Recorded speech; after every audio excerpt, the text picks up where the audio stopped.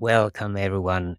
In this episode, we are discussing accelerometer measurements in farm animals, how that data combined with health data can be used in AI models to improve animal welfare.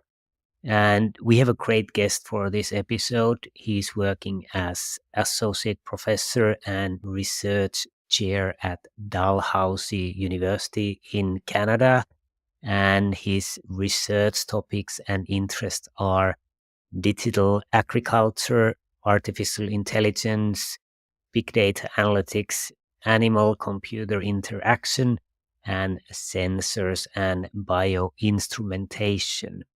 Ladies and gentlemen, please welcome Professor Suresh Neethirajan. Welcome, Suresh. It's great to have you in the podcast. Thank you, Olli. Thank you. It's great to have you. And maybe the same way as we start often, would you like to tell a little bit about your scientific background and how did you end up to the stage where you are now in your career? Okay, thank you. So I classically trained agricultural engineer, and then I slightly shifted into biomedical engineering, master's PhD. I gained research experience in multiple continents. After my PhD from Canada, I moved to United States, worked there for the Department of Energy, Oak Ridge National Laboratory for a couple of years. Then moved to Japan. I was there at the National Food Research Institute in Tsukuba near Tokyo.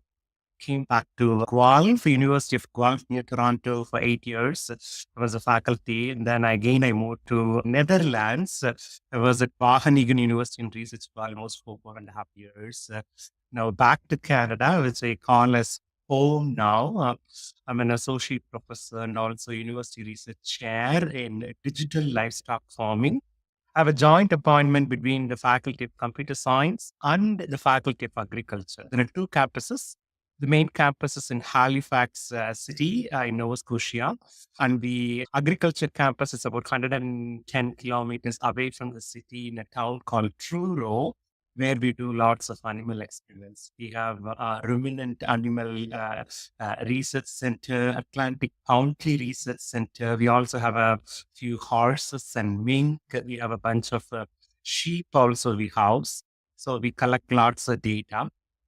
So my research focus is primarily on how do we improve the quality of life of the farm animals and also cater to the needs of the farmers, provide sustainable profitability and improve the welfare of the animals through digitalization approaches. We use artificial intelligence, develop algorithms, look at a variety of multimodal data, sound, audio, images, videos, accelerometer, acceleration related data, variety of data, and then even thermal data, biomedical, physiological signals, then create insights to better understand the lives of the animals so that we can develop decision support tools, a predictive analytical approach in terms of understanding the needs of the animals as well as the health and welfare of the animals.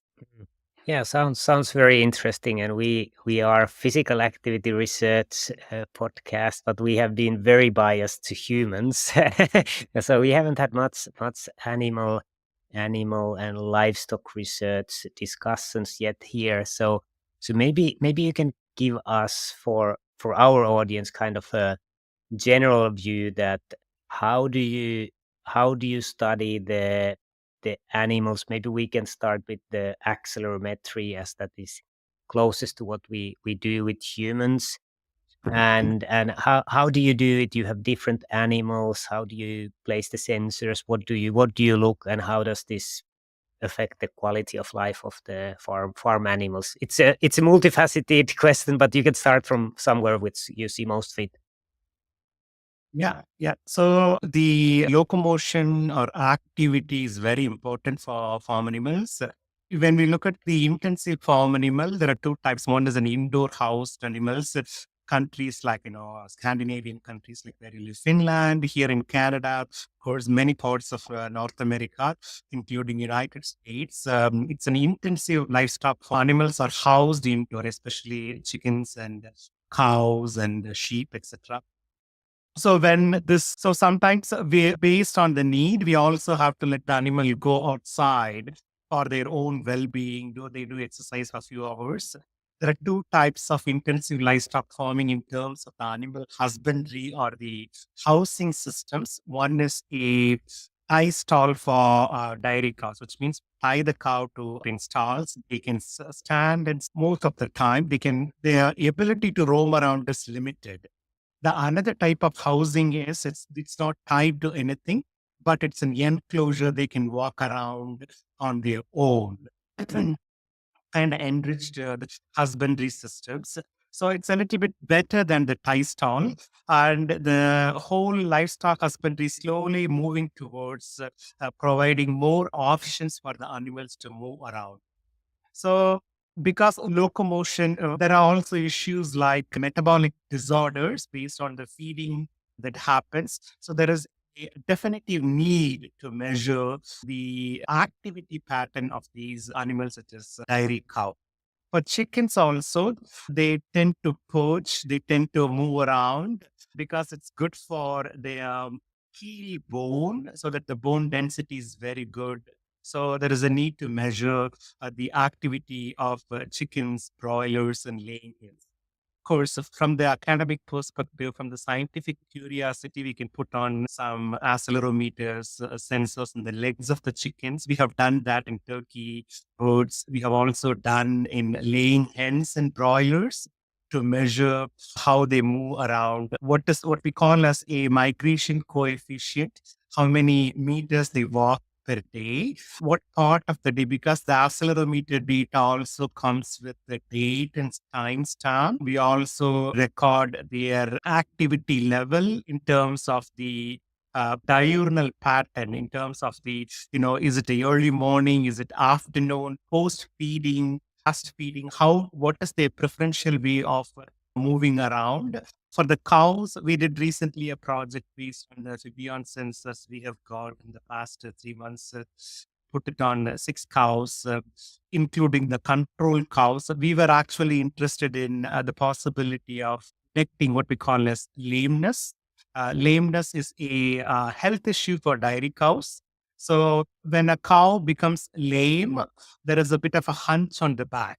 So it's not a normal. So, and also when we look at the gait pattern visually, they don't walk normally. There is a bit of limping happens in some of the legs due to the metabolic disorder, due to specific health issues. So, which means they cannot stand too long. They tend to lie down a lot of the time.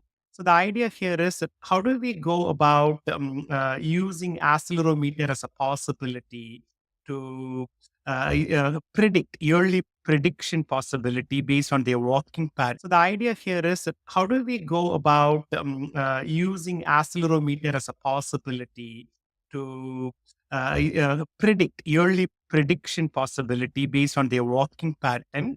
Can we be able to say 2 weeks or maybe 4 to 6 weeks in advance before the lameness is going to happen? So that's the idea behind our project.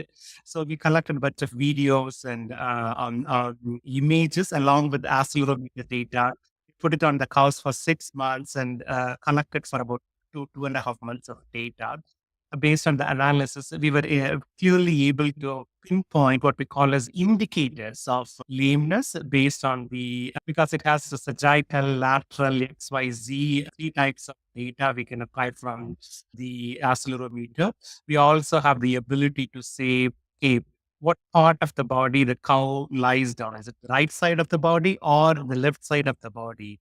How long they are standing, how long they are sitting. They have continuous feeding availability. The feed is always available. The water is also available all the time. But when we connect the video data and then annotate the data and compare that the accelerometer data, we now have the ability to say before feeding and after feeding, what is their rest index and the activity level index changes based on the physiological needs, metabolic needs of the animal. So for the cows, we typically put the sensor in the hind legs or in the front legs so that we have so they don't get damaged. They can walk around. It's easy to measure.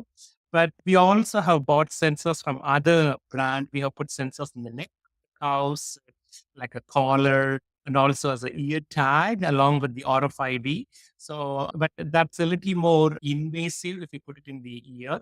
So neck is more like a garland or a necklace. We wrap it around in hand, but the leg seems to be working for us for this. For the sheep, again, it's typically the neck of the sheep or the leg of the sheep. For chickens, it's typically the legs. But again, practically speaking, it's not feasible actually to apply accelerometer sensor in a large scale for chickens because we typically house 37,000, 30,000 birds. So we cannot go and put. And second thing, it also impedes the welfare. We have to catch the bird. There is a bit of manhandling involved. They don't like it. They don't like to be touched. So for the cows, we do hoofing. There are all the time like a milking during milking process. So cows is a bit more easier for fitting accelerometer. The same is the case with large animals such as sheep and horses. Mm. Sounds very interesting. I'm thinking like which part to start, but yeah, I think the cows are interesting, and you are looking the lameness, which is metabolic disorder, and there's a gait pattern, there's limping, and there's maybe differences in in the laying down patterns. So you said that there is some indicators that you can predict the lameness. What how is the data analyzed? What are the how do you analyze first of all the data? Do you segment the data to certain periods post feeding and so on? And how do you look? Do you use AI? Maybe tell us a little bit more about the analytics. Yeah. So we do use machine learning, deep learning techniques for our data analytics. So, like I know Fibion has a dashboard; it gives a bunch of graphs. But we were interested because sometimes in the early morning, 5:30 to 7 o'clock in the morning, we let the cow go out. They walk around. So, because the sensor was worn continuously for about a month, continuous data was being collected. And then during in the evening time, also the cows sometimes they go outside and come back in the summertime, especially for exercise. And also for milking process when they go for milking and come back to the barn. So we have specific labeling what time of the day they go for exercise because the water and feed is continuously available. We know that. We also know sometimes the animal caretakers come to the barn, so there is a more human presence expected by the cows. They know that okay, the kind of tips. And then there is also morning, afternoon, and evening. We clearly see that based on our data analytics, more activity they try to stand most of the time in the morning times. But once it goes towards the evening, they tend to lie down. So the preferential activity based on the day, what part of the day, in terms of availability of, we're also able to connect that. So the after we collect all of these cumulative data, we do look for noises and anomalies if there is any missing data, and we take care of that or remove that based on the date and time stamp. After pre-processing, we use techniques like random forest technique, LSTM based AI approaches to look for the trends because it's always a comparative analysis. It's also context plays a significant role. We had control cow to 3 cows, healthy cows, which were not going through lameness. We have 3 cows which were actually going through lameness. We were also looking at the age of the cow. After the cow is born, we know the exact age of the cow. We also know what we call as DIM, which means days in milk, how many days they over a period of 365 days. Sometimes they go dry. or when they are going to give birth to calls, they don't give milk. So we know the number of days the cow is giving milk, the dry period, that information is also available. We also have a bunch of data based on the milk because we send the milk to a particular company. We collect data related to MUN is milk, urea, nitrogen, how much of calcium is present, other genetic parameters associated to it. So we correlate all of these health information to the lab in the consideration of accelerometer data. Because we collected video data, we also collected images of the faces of the cows. We were actually looking at, is there any visual indicators? For example, they tend to tighten their snout, clench their snout and tighten it. There is a bit hinting in the eye region. Sometimes you can say based on the ear posture, they are droopy, backward, forward, sideward. What is the ear posture? How much of eye white is present? We also developed an artificial intelligence tool, what we call as biometric facial recognition tech for measuring stress indicators of the cows, and we correlated that with the accelerometer data. Okay, because it's unimodal data. Accelerometer alone does not say much. Now we have multimodal data, data that comes from the facial recognition of the cows, data that comes from milk of the cows. So we combine the physiology, health, and the visual indicators along with the accelerometer to come using the AI-based model, XGBoost, LSTM, random forest, and other machine learning techniques. We were able to say, okay, now we can clearly differentiate between lame cow and the healthy cow. These are the set of features that indicates the presence of lame in this particular context, provided they meet. These are the specific criteria. We also develop what we call as the predictive tools. Is it possible for us to advise the farmers, the operations manager of the dairy barn, tell it, hey, you know what? Exactly 6 weeks from today, this cow is going to go lame. Now is the time for me to intervention. I have to make some management strategies in terms of perhaps I have to allow the cow to walk a little more, change the feeding implements, the hygiene associated to it, or socialize with other cows so that the possibility of lameness can be drastically brought down. So it's a mixed strategies farmers follow. We advise them based on the input and the results we get from the data analytics of accelerometer along with other data. Yeah, sounds very interesting.